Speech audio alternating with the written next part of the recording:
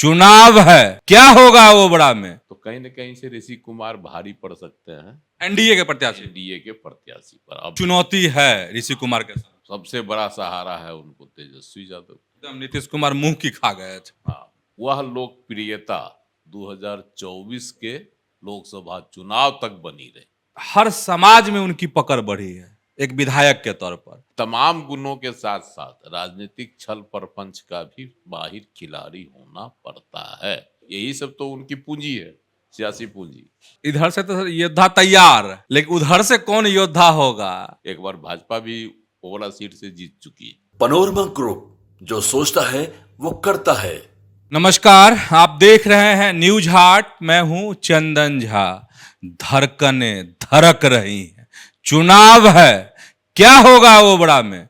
तो आज ओबड़ा को समझिए, और इस पर हमारे साथ बात करने के लिए हैं वरिष्ठ पत्रकार अजय मिश्र।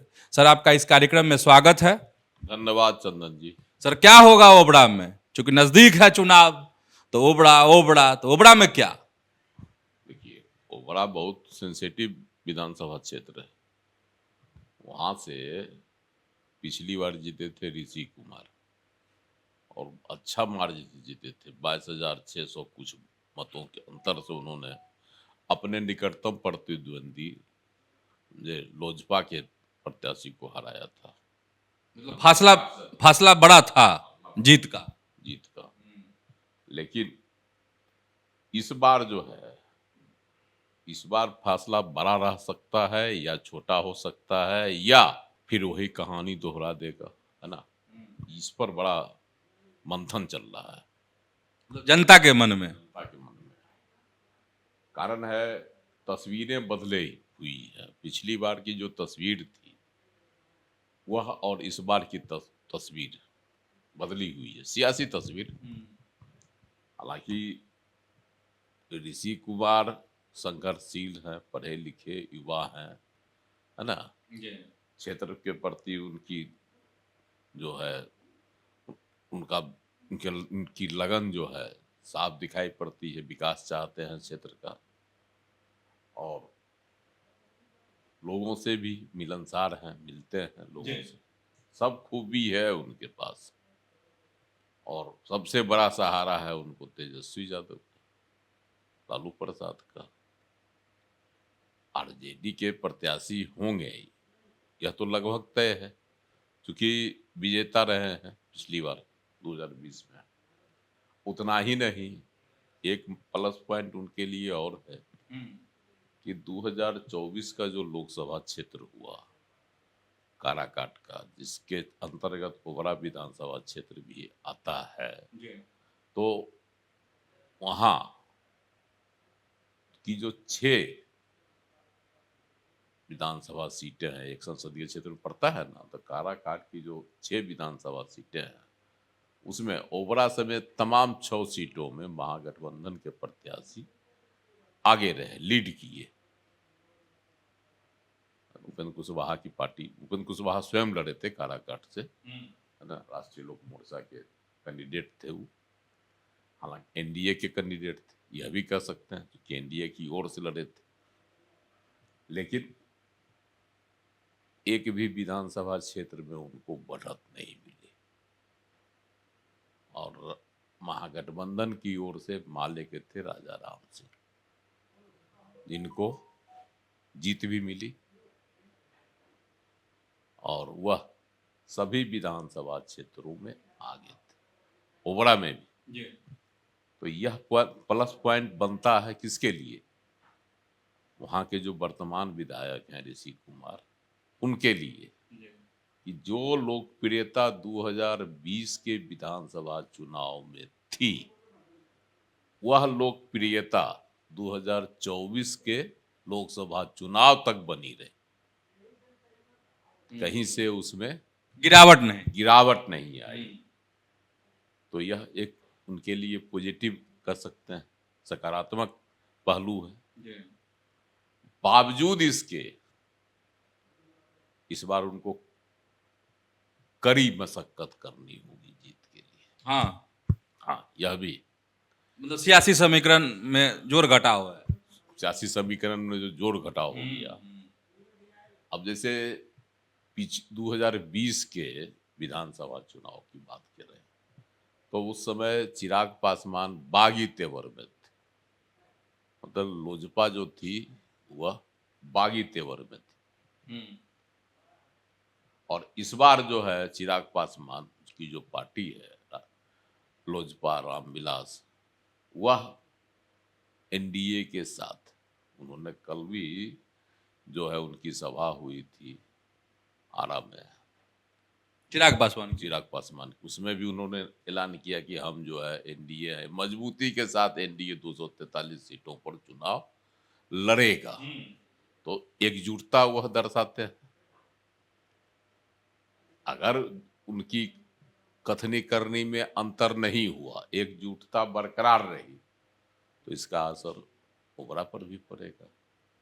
क्योंकि पीछे 2020 के विधानसभा चुनाव में बिखराव हुआ था एनडीए के वोटों का।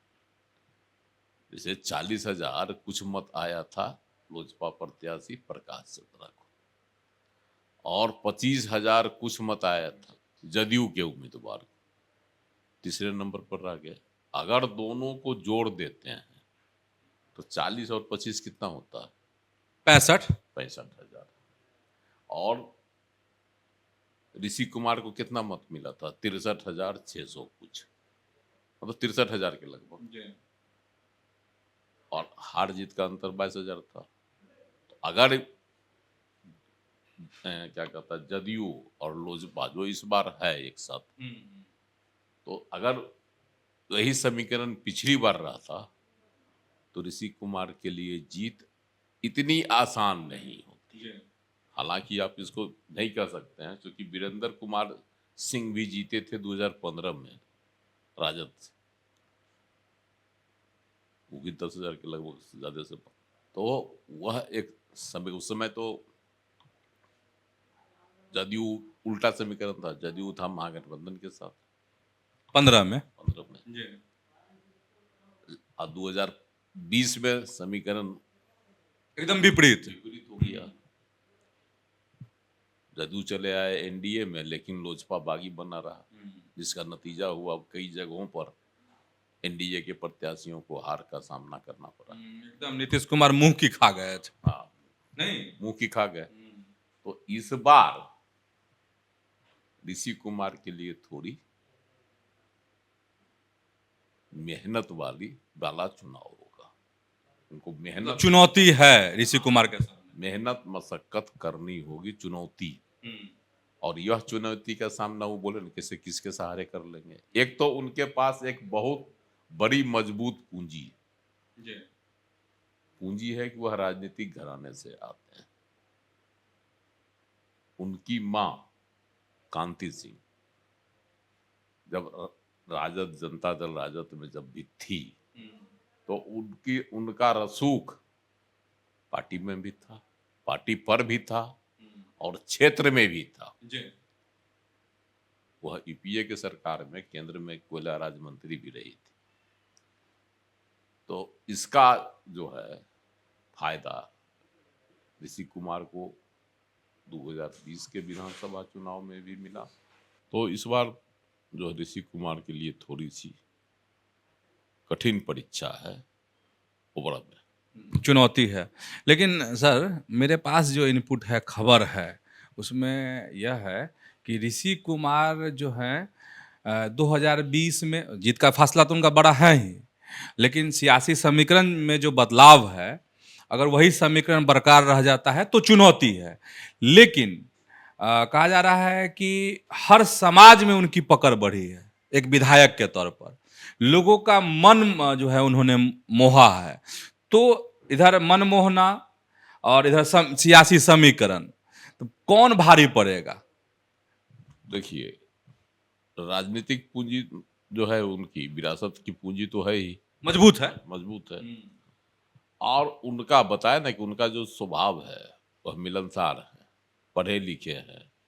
राजनीति का जो दाव पेच होता है उसमें पूरी तरह वो रमे नहीं है।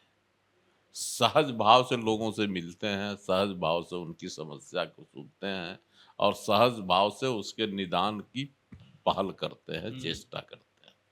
तो इससे जन जन में छवि बननी स्वाभाविक प्रक्रिया है, बनेगी ही और लोग चाहेंगे ही।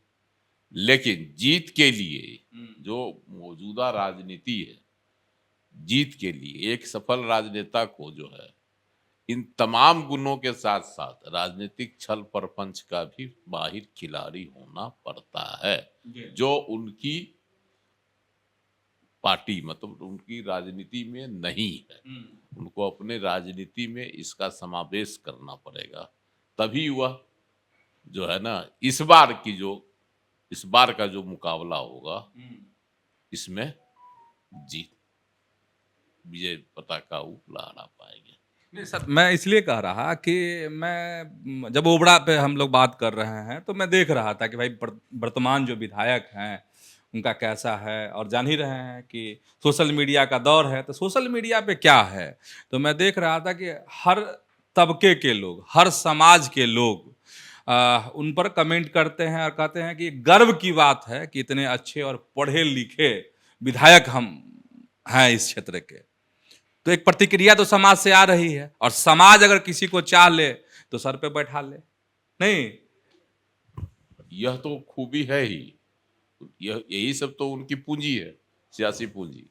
और दूसरी बड़ी पूंजी है कि माले महागठबंधन में जी वाम दल और उसका जो है ओबड़ा क्षेत्र में, विधानसभा क्षेत्र में प्रभाव हमने बताया भी और फिर से बता देते हैं कि 1995 में भी जीता था, राजा राम सिंह माले से विधायक बने थे, और 2000 में भी जीते थे।